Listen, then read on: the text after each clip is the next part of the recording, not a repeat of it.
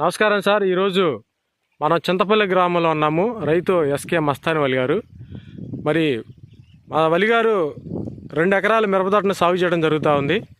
దీంట్లో ఇంతకుముందు విపరీతమైన తామర పురుగు, నల్లి, ముడత, దోమ, మరి ఏ మందు కొట్టినా కంట్రోల్ కాని పరిస్థితుల్లో మన వేద అగ్రిటెక్ నుంచి ఒక నూతనమైన ఉత్పాదన తీసుకురావడం జరిగింది.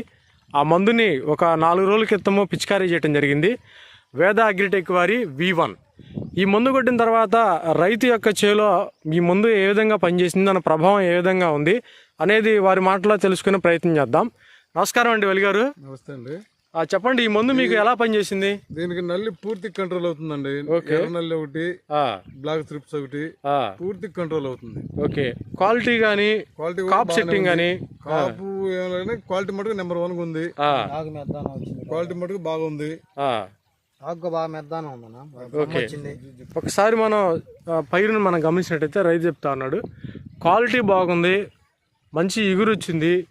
తర్వాత ఎక్కడ కూడా పూతలో తామర పురుగు అనేది, బ్లాక్ త్రిప్స్ కానీ చాలా కంట్రోల్ అని చెప్పేసి రైతు మాటలను మనం వింటా ఉన్నాము.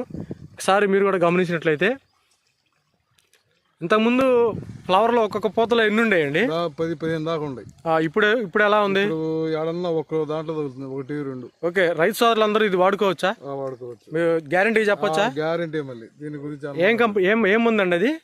వేదావళ V1 గట్టిగా చెప్పండి. వేదావళది V1. ఓకే, రైతులకు కూడా మీరు చెప్పండి, వాడించండి నలుగురికి మంచి మందుని. చాలా థ్యాంక్స్ అండి. మరి ఇది కొత్తగా వచ్చిన మందు, చాలా బాగా పనిచేస్తుంది. రైతులందరికీ చెప్పండి, 10 మందికి వాడించండి. Thank you. ఒకసారి మనం ఫీల్డ్ని కూడా చూడండి. ఇది చాలా అంటే చాలా క్వాలిటీ ఉందండి చేను. అది చాలా బాగుంది. రైతు సోదరులందరూ తప్పనిసరిగా వాడుకోవాల్సిన మందు. థ్యాంక్ యూ సో మచ్ అండి.